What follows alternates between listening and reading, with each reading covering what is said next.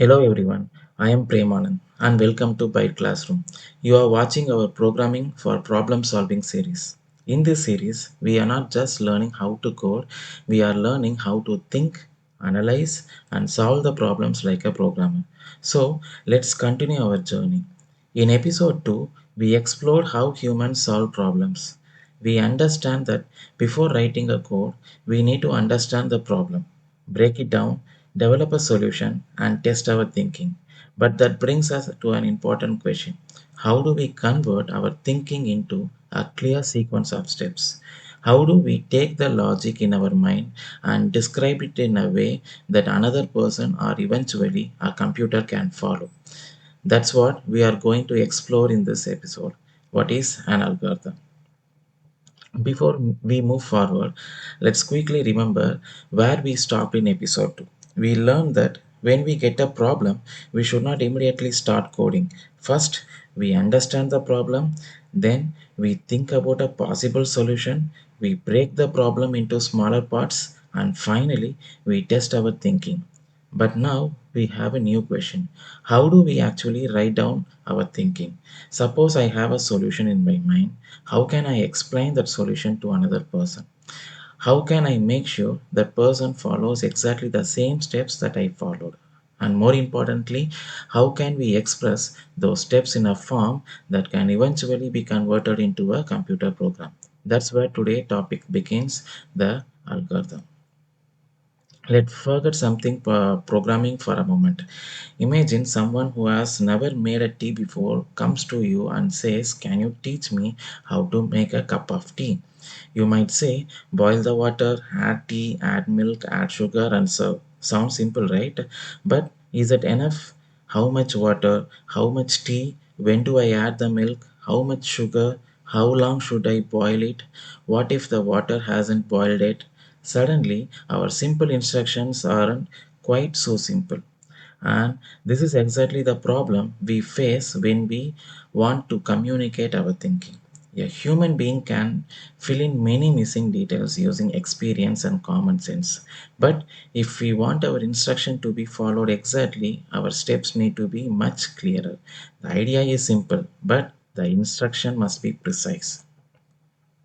So let's improve our earlier instruction. Instead of simply saying make tea, let's write down the steps in an order. First, boil the water. Second, add the tea powder. Third, add the milk. Then add the sugar. Boil it for some time. Finally, filter it and serve. Now, this is much better, right? So, why? Because the steps are ordered. We know what comes first, what comes next, and what comes after that. The instructions are also much clearer than simply saying make tea. But can we make this instruction even better? For example, instead of saying boil for some time, we could specify the required conditions or duration. Instead of saying add sugar, we could specify the quantity. The more precisely we describe the steps, the less room there is for misunderstanding. An algorithm is not just a collection of instructions. The instructions must be clear, ordered, and precise. And notice something interesting. We haven't used any kind of a programming language. We haven't written C, we haven't written Python. We are simply describing how to perform a task step by step. Let's make our tea instruction a little more precise. First, we boil the water, then we add the tea powder, and instead of simply saying boil it for some time, let's take the instruction more specific. Boil approximately 3 minutes.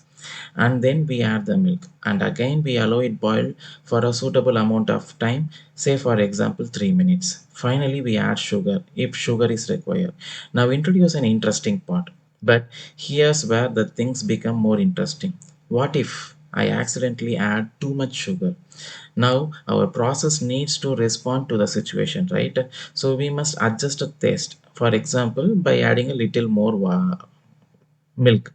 Now consider another situation. What if the person drinking the tea is a diabetic and doesn't want the sugar? Then we should not blindly follow the instruction add sugar. Our instruction need a condition. If the sugar is required, add sugar. Otherwise, skip this step. And notice what we have introduced. Our simple sequence of instruction now contains steps, orders, precision, and then condition. This is why simply saying do this, then do that is not always enough. When we design a solution, we have to think about different situations that may occur. A good algorithm should tell us what to do, in what order, and what to do when the situation changes. So, from our T example, we have already discovered several important ideas. Let's put them together. First, clear. Each step should be understandable. There should not be any confusion about what instruction means. Second, precise. The instruction should provide enough detail to perform the step. For example, saying boil for some time is a bake. We need a suitable condition or approximate duration. We have mentioned 3 minutes, right? And next will be ordered. The sequence matters. You can't randomly rearrange steps and expect the same result. So next is finite. An algorithm should eventually finish. It should not continue forever. Effective. So each step should actually be possible to perform. An instruction should not be something impossible or meaningless. And finally, the condition. Real problems don't always follow exactly one path. Sometimes we need to take a decision. For example, if sugar is required, add sugar. Otherwise, skip it. A good algorithm leaves little room for confusion.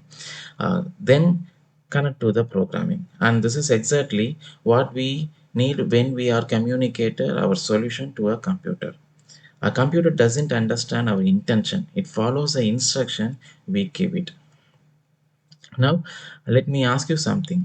Is every steps of an algorithm we just wrote down some steps for making tea like boil water, add tea, add milk, add sugar. So technically these are steps, but are they good enough? What quantity of milk? How much milk?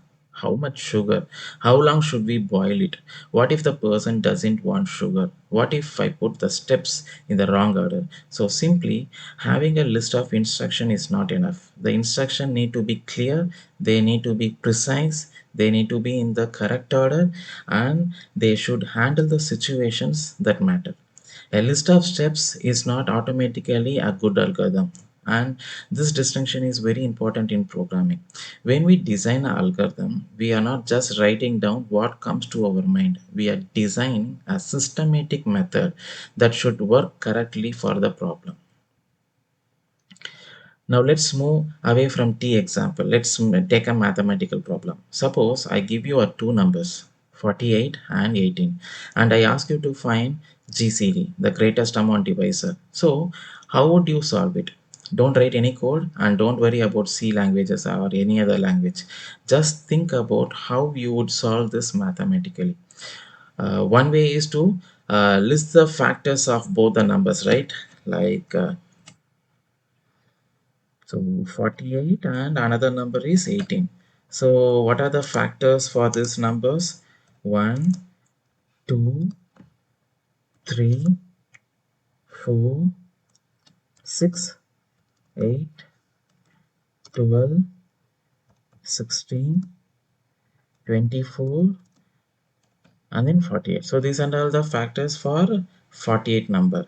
And likewise, we can write it for the 18 also. So 1, 2,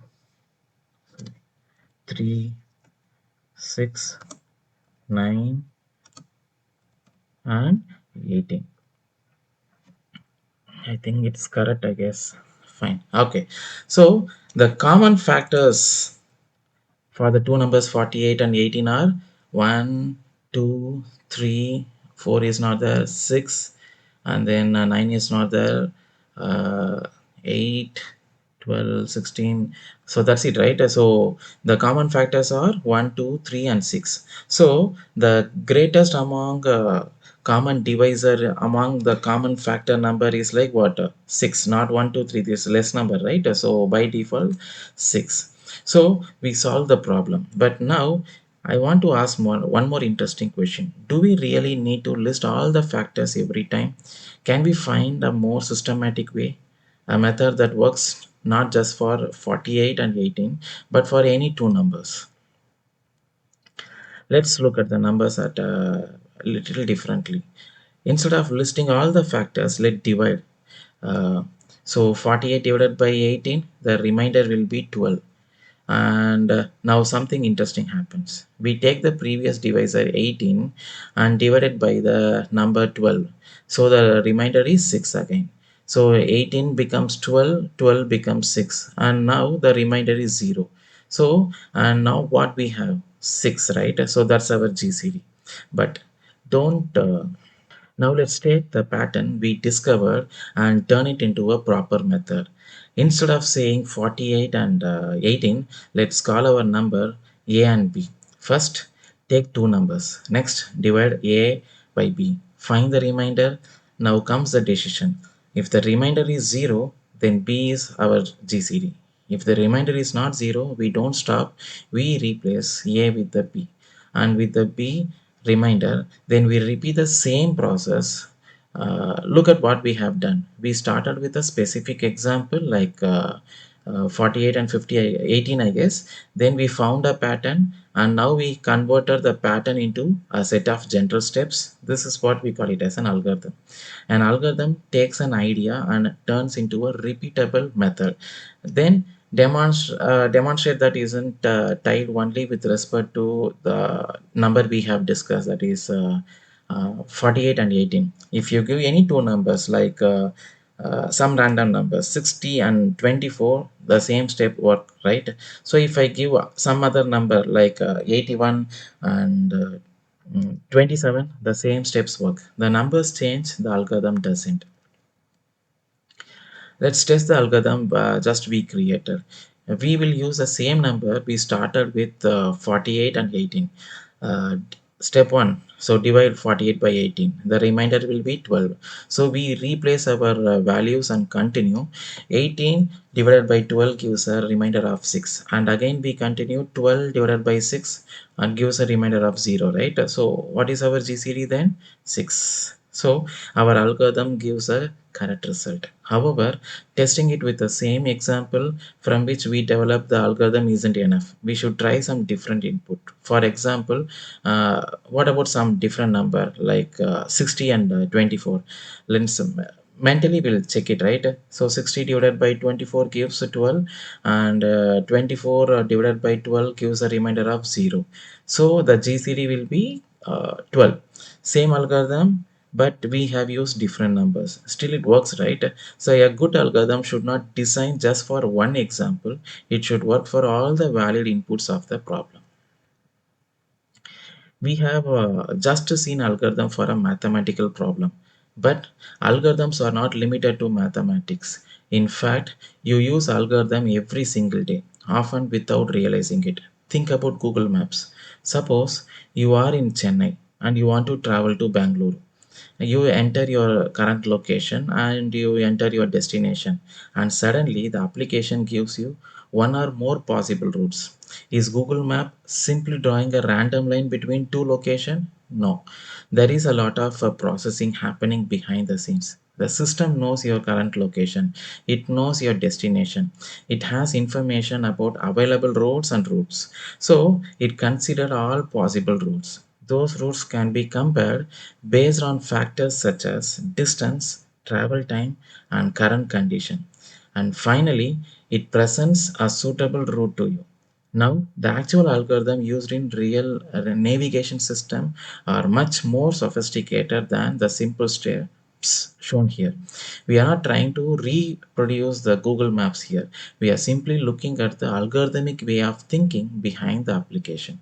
Remember our GCD example, we had a problem. We identified the systematic method, we followed the steps, and we got a solution. The same fundamental idea exists here. The problem is much bigger, the data is much larger, the algorithm is much more sophisticated, but the basic idea is still systematic problem solving. So, what actually happens behind the screen when we use an application like Google Maps? So, we start by giving the system some information like our current location, our destination, that's our input. Now, the system has to process a huge amount of information. It has information about roads and possible routes. Algorithms are used to process this information and compare possible routes. Eventually, the system selects a suitable route and gives us the result. That's our output, the route and direction. So, even the sophisticated application can be viewed at a high level as input, algorithm, and then the output. Of course, what happens inside a real navigation system is far more complicated than these few steps. There are many algorithms, large amount of data, and many factors involved. But for us, the important idea is a complex application is built by solving problems systematically using algorithms. Think about the three examples we have seen so far: making a tea, finding the GCD, and finding the root. They look completely different, but all three involve a problem and sequence of steps to achieve a result. That's the power of algorithmic thinking. So after looking at all these three examples, we can now answer our original question. What exactly is an algorithm?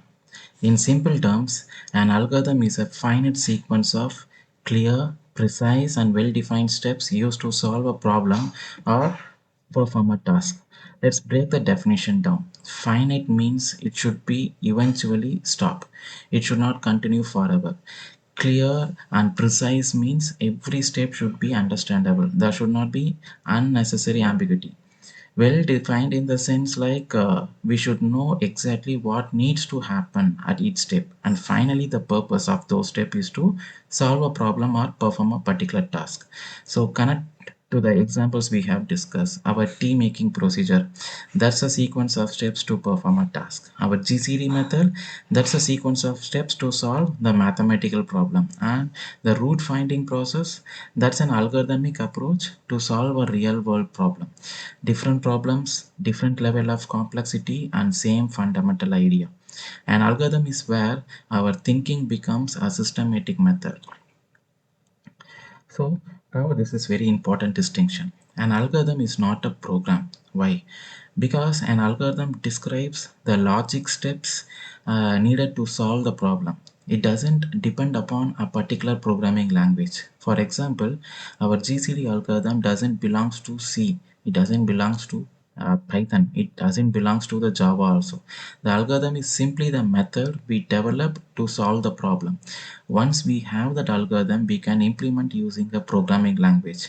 We can write it in C, and the same logic we can write it in Python, even with respect to Java or any other programming language. The syntax will keep on change, but the underlying algorithm can remain the same. Think about a recipe. The recipe is like an algorithm. The language you use to write the recipe is separate. You could write the recipe in English or Tamil or any other language. The language changes, but the cooking procedure doesn't necessarily change, right? So, similarly, an algorithm describes what steps should happen. The programming language gives us the syntax to communicate those steps to the computer. Algorithm is a solution logic. Program is the implementation of that logic.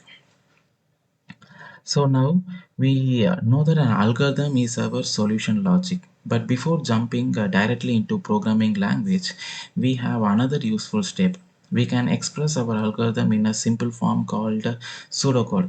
Pseudocode allows us to describe the logic using simple and structured language. We don't have to worry about the exact syntax of C or any other programming language. We are focusing only on the logic. Then once our logic is clear, we can convert that pseudocode into an actual program. So algorithm, pseudocode, and the program. So think of it this way. The algorithm is a solution we have designed. Pseudocode is a simple way of expressing that solution. And that program is the implementation that a computer can execute. Don't let programming syntax change your thinking. First, get the logic right, then worry about the syntax.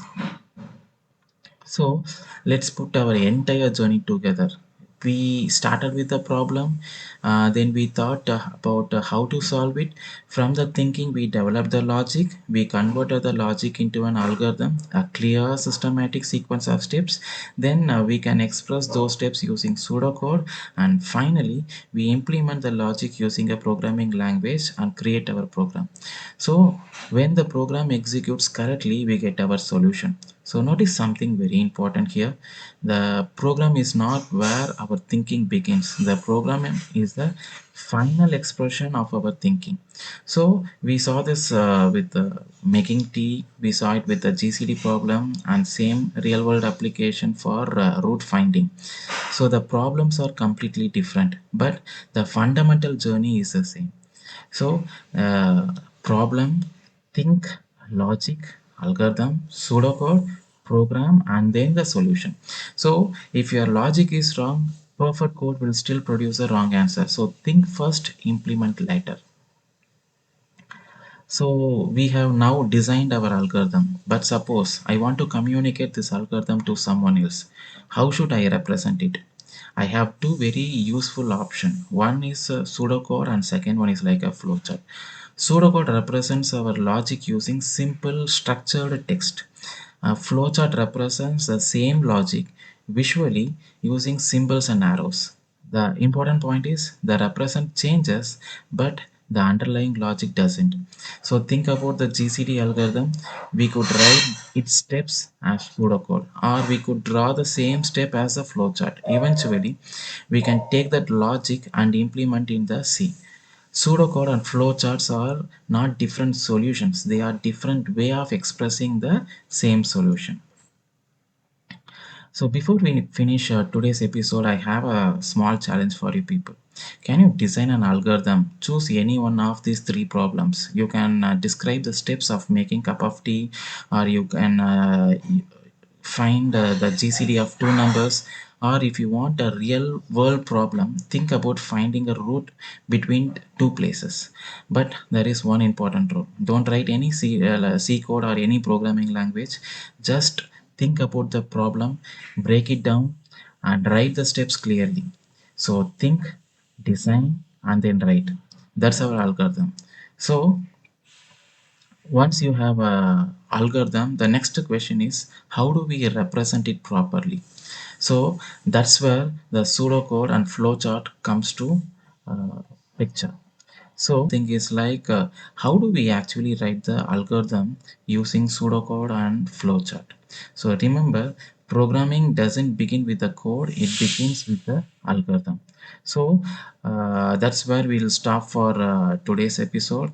We have learned what algorithm is and why we need it, and how an idea can be converted into a systematic sequence of steps, but we still need a better way to communicate those steps. In our next episode, we are going to take our algorithms and represent them in two powerful ways, pseudocode and flowchart. So we will see how the same logic can be represented using text as well as visually. So remember, think first, design your algorithm, and only then start coding. If you found this episode useful, like the video, share it with your friends who are learning programming. If you have any queries or suggestion, drop them in the comments, and don't forget to subscribe to By Classroom for the upcoming episodes. We'll see you on episode 4. Until then, keep thinking like a programmer.